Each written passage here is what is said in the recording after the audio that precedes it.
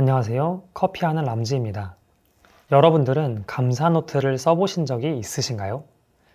저는 군대에 있을 때 휴가를 받으려고 감사노트를 썼다가 중간에 포기한 기억이 있고, 그 이후에는 창업을 하고 나서 창업 초창기에 마음이 힘들 때 감사노트를 썼었는데요.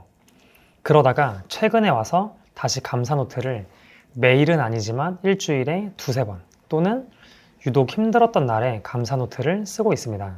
제가 요새 감사노트를 쓰면서 새로 느낀 점은 이 감사의 효과가 평상시보다 힘든 순간에 빛을 발한다는 사실입니다. 우리가 그냥 생각을 해봐도 아무 힘든 일 없이, 큰 고민 없이 일상을 보내거나 또는 작은 기쁜 일들이 있을 때는 누구나 감사를 하기가 쉽죠. 하지만 유독 힘들었던 날이나 어떤 고민에 내가 빠져 있을 때는 감사한 마음을 가지기가 정말 어렵습니다. 아니, 감사한 마음을 가지는 것 자체가 생각이 나지가 않아요. 저는 사람이라면 이것이 아주 자연스러운 현상이라고 생각합니다. 내가 지금 너무 힘들고 상황이 너무 안 좋은데 어떻게 내가 감사한 생각을 가지지? 이렇게 생각을 하는 게 당연한 것이죠. 그러나 그럼에도 불구하고 힘든 순간에 감사한 마음을 가져야 하는 이유는 그래야 감사의 기본값이 낮춰지기 때문이에요. 감사의 기본값은 그냥 제가 만든 말인데 이런 거라고 보시면 돼요. 어떤 사람은 아주 작은 일, 예를 들어서 버스 정류장에 가자마자 내가 타려던 버스가 도착한 것에 감사하는 마음을 가지는 반면에, 다른 사람은 하고 있는 프로젝트에서 좋은 성과를 얻었는데도 아니 이건 내가 노력한 건데 뭐가 감사하냐 라고 생각할 수도 있죠. 이런 경우에 저는 후자의 사람이 전자의 사람보다 감사의 기본값이 높다고 이야기를 합니다. 그러니까 감사의 기본값이 높으면 높을수록 사소한 것에는 감사를 하기가 힘든 것이죠. 그런데 이 감사의 기본값을 높이는 생각 중에 하나는 바로 당연시하기예요. 내가 이 정도 집에 사는 것도 당연한 거고, 이런 차를 타는 것도 당연한 거고, 이런 직장에 다니고 이런 사람들과 어울리는 것도 당연한 거고, 내가 건강한 것도 당연한 거고 등등, 이러한 당연시하기가 내 감사의 기본값을 높여버려서 내가 현재 가지고 있는 것들 또는 사소한 것들에는 전혀 감사함을 느낄 수가 없게 돼버리는 거죠. 그러면 더욱 큰 성과, 큰 물질적인 것들, 큰 사건들에만 감사하게 되고 그마저도 나중에는 감사함의 크기가 작거나 지속성이 짧을 수도 있게 된다고 생각해요.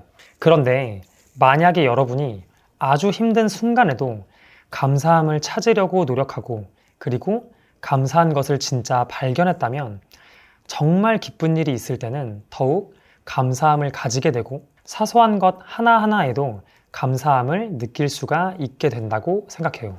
그리고 많은 연구 결과에서 이미 나온 것처럼 감사하는 마음을 가지는 사람이 본인의 삶에 대해 더 만족하고 행복감을 느낀다고 해요.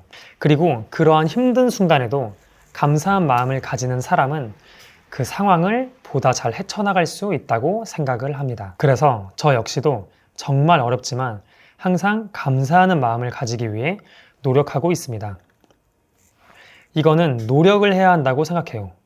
자연스럽게 이런 마음을 가지기가 힘들다 보니까 어떻게든 감사한 것을 찾으려고 해보면 분명 감사한 것들이 보이거든요. 물론 어떤 사람들은 상황을 제대로 직시하지 않고 너무 낙관적으로만 바라보는 것이 아니냐라고 할 수도 있겠지만, 감사하는 마음을 가지는 것과 상황을 제대로 직시하지 않는 것은 전혀 다른 거라 생각합니다. 그래서 저 같은 경우에는 자영업을 하고 있다 보니까 매달의 매출이 매번 일정할 수는 없거든요. 그래서 수업이 많이 들어오는 달도 있고 수업이 조금 적게 들어오는 달도 있는데, 그러면 당연히 사람이다 보니 수업이 적게 들어오는 달은 불안감도 생기고 스트레스도 받게 되는데, 이럴 때 제가 할 수 있는 최선의 노력은 우선적으로 다 하고 그 다음에는 혹시나 이번 달에 들어오는 수업이 적어도 감사하다라는 생각을 하고 있습니다.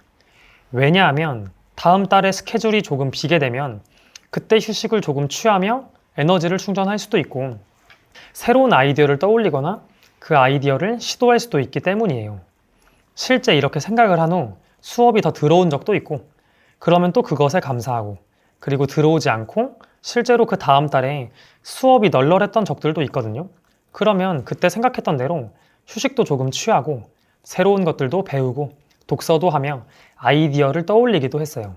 그래서 유튜브나 저희가 지금 하고 있는 교육 사업의 새로운 전략들을 시도해 보기도 했고, 지금 올리고 있는 이러한 유형의 영상도 그때 떠올렸던 아이디어 중에 하나입니다. 만약에 제가 수업이 들어오지 않는 것에 불안해하고 스트레스만 받았다면 그게 결국 저한테 부정적인 영향을 끼치게 되고, 다음 달에 스케줄이 비어 있을 때도 부정적인 마음으로 지내다 보면 그냥 시간만 흘러갈 수도 있었겠죠. 차라리 제대로 쉬면 다행인데 마음 편히 제대로 쉬지도 못하면 에너지 회복도 많이 되지 않았을 것 같고요.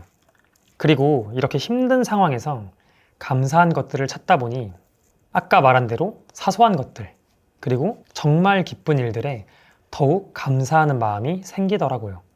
설령 성사되지 않더라도 교육문의 하나에도 문의를 주신 것에 정말 감사하고, 수강 등록이 이루어지면 그 기쁨이 그 전보다 확실히 크게 다가왔어요. 하지만 감사하는 마음을 가지면서 무엇보다 제가 느낀 것은, 제가 느끼는 삶의 행복도가 확실히 올라갔다는 것이에요. 결국에 행복하다는 감정은 어떤 사건이 발생해서 얻는 느낌이 맞지만, 사람이 어떻게 생각하느냐에 따라서 같은 사건도 다르게 느낀다고 생각을 해요. 그런데 항상 감사하는 마음을 가지다 보니 작은 일에도 감사함을 느끼고, 그게 결국 행복하다는 감정으로 이어진 것 같아요. 매일매일 작은 행복감을 느끼다 보니 컨디션도 좋고 마음의 여유도 있어서 제 기분 탓일 수도 있지만 일이 실제 더 잘 풀렸다고 생각을 해요. 이게 사람들이 많이 말하는 긍정의 힘과도 비슷한 것 같다는 생각을 했어요. 계속해서 부정적인 생각만 하게 되면 항상 부정적인 태도를 취하게 되고, 그렇게 되면 되려는 일도 오히려 잘 안 될 수도 있는데, 긍정적인 태도로 매사에 감사하면 긍정적인 기운이 드러나서 그 사람에게 좋은 사람들과 좋은 일들이 모이게 되는 거라 생각합니다. 혹시 여러분들 중에서도 하루하루가 조금 힘들고 지친다면, 어렵겠지만 아무거나 좋으니 노트 하나를 펼쳐서 그날에 감사한 것들을 우선은 하나만 적어보세요. 그리고 다음 날에는 2개, 그 다음 날에는 3개, 이런 식으로 매일매일 늘려가서 하루에 최대 10개 정도를 강박적으로 매일 쓰기보다 일주일에 2-3번, 또는 오히려 너무 힘든 날에는 최대한 감사한 것들을 찾아서 적어보세요. 처음에는 이런 걸 한다고 뭐가 달라지겠어? 라는 생각을 하실 수도 있지만, 생각보다 여러분의 마음과 태도가 많이 바뀌게 되고, 이것이 쌓이면 전반적으로 여러분이 풍기는 분위기가 달라진다고 생각해요. 그러면 정말 사람들이 말하는 긍정의 힘, 끌어당김의 법칙, 그런 것들처럼 여러분들 주위로 긍정적인 사람들과 긍정적인 일들이 모이게 될 거라 생각합니다. 그리고 무엇보다 감사하는 마음을 가지면 여러분 자신이 더욱 행복감을 느끼게 될 거라 생각합니다.